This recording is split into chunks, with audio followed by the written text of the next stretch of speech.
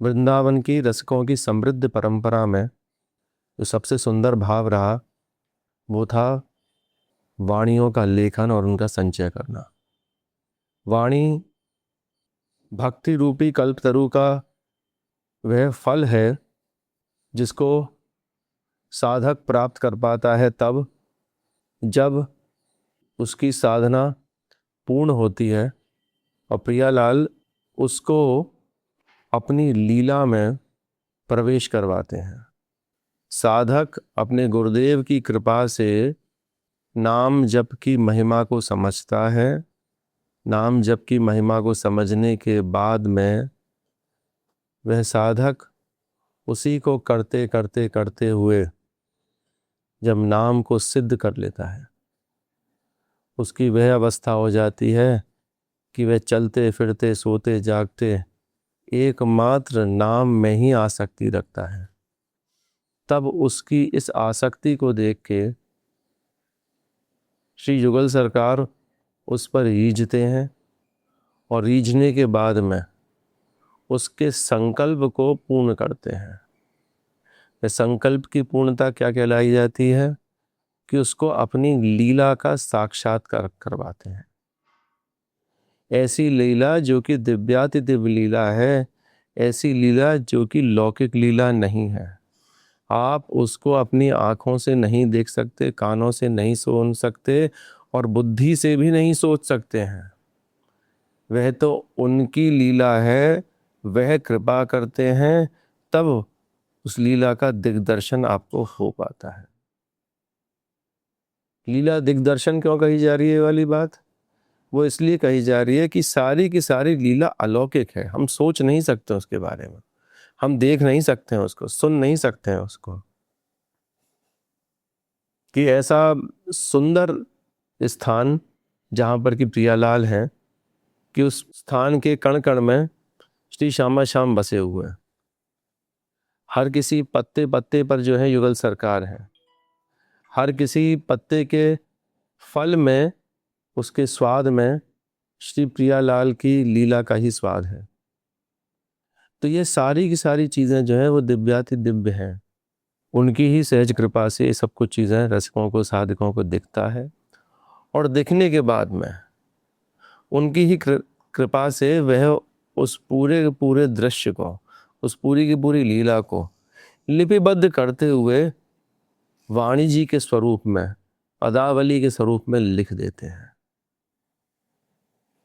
ऐसी ही वाणियों का संचय, ऐसे ही वाणियों का सृजन रसिकों ने, संतों ने इस ब्रज में किया और उन्होंने वह अनुभूतियां जो कि दुर्लभ अनुभूतियां हैं, वह फल जो कि बिल्कुल ही दुर्लभ हैं, जो कि कितनी ही साधनाओं के बाद में आप प्राप्त कर सकते हो, उनके बारे में उन पदों में उन्होंने लिख दिया। तो धन्य है ऐसे साधक क्योंकि संसार का यश छोड़ते हुए प्रियालाल के यश को देखने के लिए साधना करते हैं और प्रिया जी लाल जी उन पर कृपा करके उसको दिखलाते भी हैं। वाणीकारों की बात ही क्या कहें कि जितने भी इस वृंदावन में विराजमान रसिकाचार्य हुए हैं, उनकी लिखी हुई वाणियाँ ऐसी हैं जैसे कि वही खुद में जो है प्रियालाल है। सेवक जी ने तो इस वाली बात को कहा भी है कि नाम वाणी निकट, श्याम श्यामा प्रकट। नाम वाणी जहाँ, श्याम श्यामा तहाँ।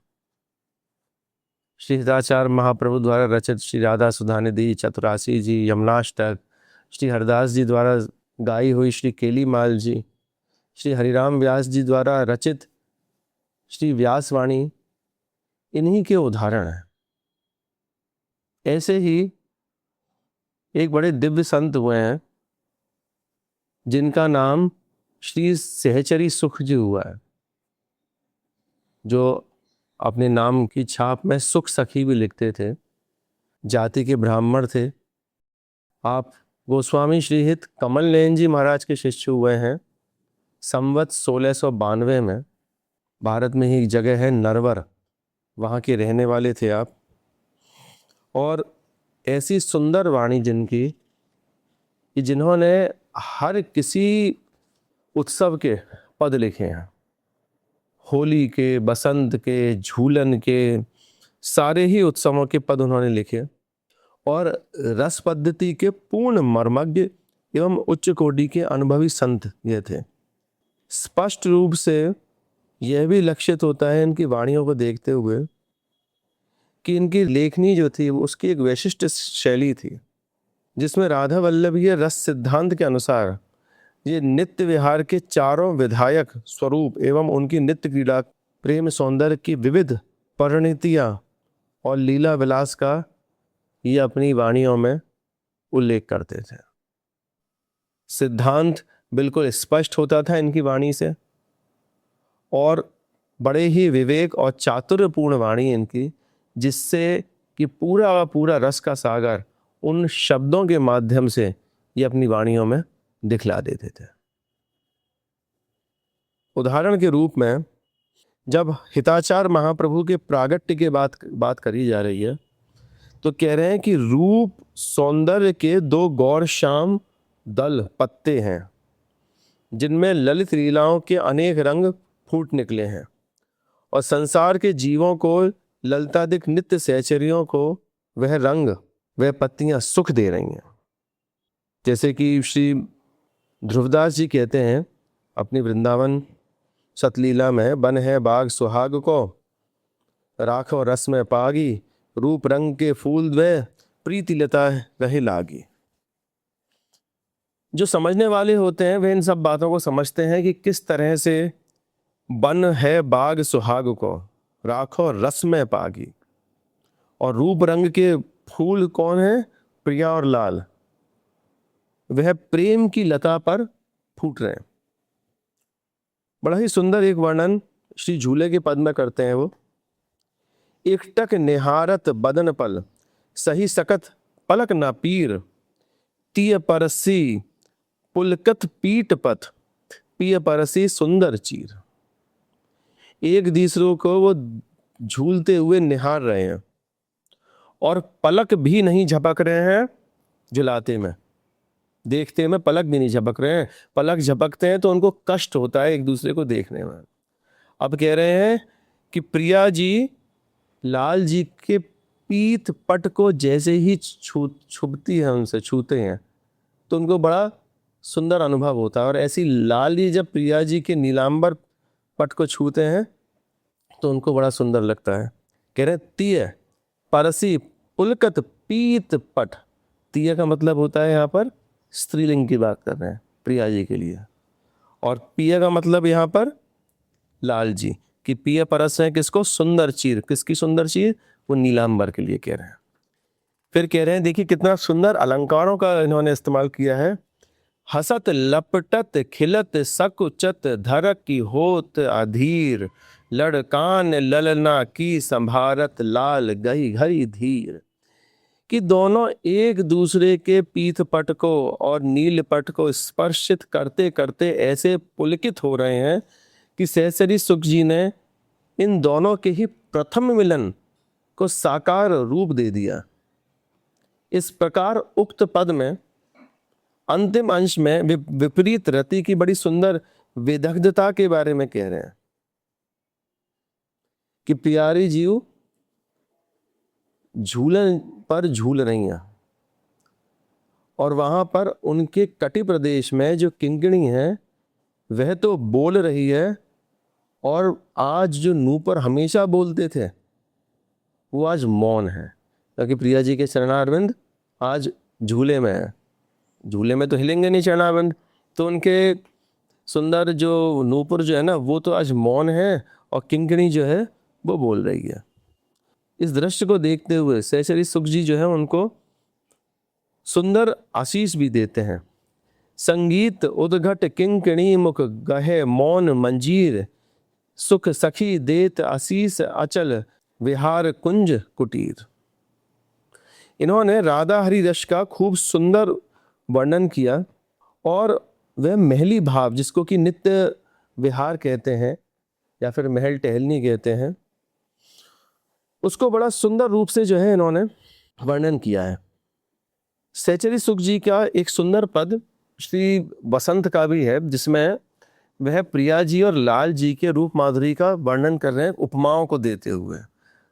तो बड़ी सुंदर सुंदर उपमा दे रहे हैं, और उपमा देने के बाद में उन उपमाओं को हे भी कर दे रहे हैं कि भैया ये उपमाएं किसी काम की नहीं है। जैसे वह एक बड़ा गहरा पद है, और जो कि बसंत में गाया जाता है, बसंत की श्रृंखला में। राधे तन फूल्यो मदन माग, हरि मधुर को भयो सफल भाग। कि प्रिया जी, बसंत के आने पर प्रिया जी रूपी, प्रिया जी का सौंदर्यता रूपी मदन बाग फूला, और उस बाग में उस फूल को चखने के लिए कौन आया? लाल जी रूपी भंवरे वहां पर पधारते हैं। हरि मधुकर को भयो सफल भाग। उनके भाग्य खुल गए कि भैया बसंत आई है, प्रिया जी खुश हुई हैं, प्रिया जी रास करने की चेष्टा कर रही हैं, और खुश कौन हुआ? जो हमारे लाल जी रूपी भंवरे हैं, वो इसको देख के जो है खुश हुए, कह रहे हैं कि भैया मेरे भाग्य खुल गए। कह रहे हैं नव जलज चरण नव थलज पान, जहां जलज थलज उपमा न मान। कह रहे हैं कि कैसी लग रहे हैं दोनों के दोनों?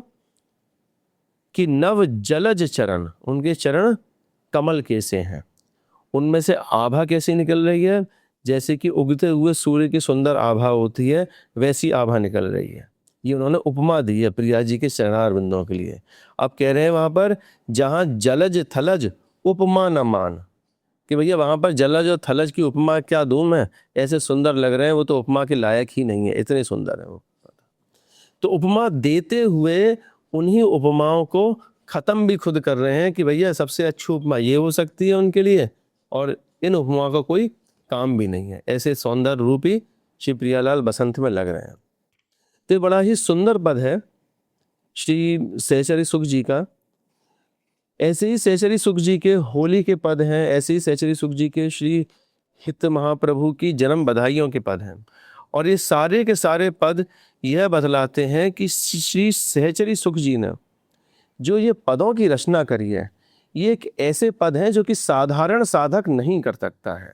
साधारण साधक क्यों नहीं कर सकता है? क्योंकि जब तक कोई साधक अपनी हृदय की मिट्टी पर उसको सींचते हुए वो प्रेम का बीज प्रभु की कृपा से, गुरुदेव की कृपा से अंकुरित नहीं होगा, और अंकुरित नहीं होने के कारण जब तक वो आगे बढ़ेगा नहीं, तब तक उसको इस तरह के भाव तो आ नहीं सकते।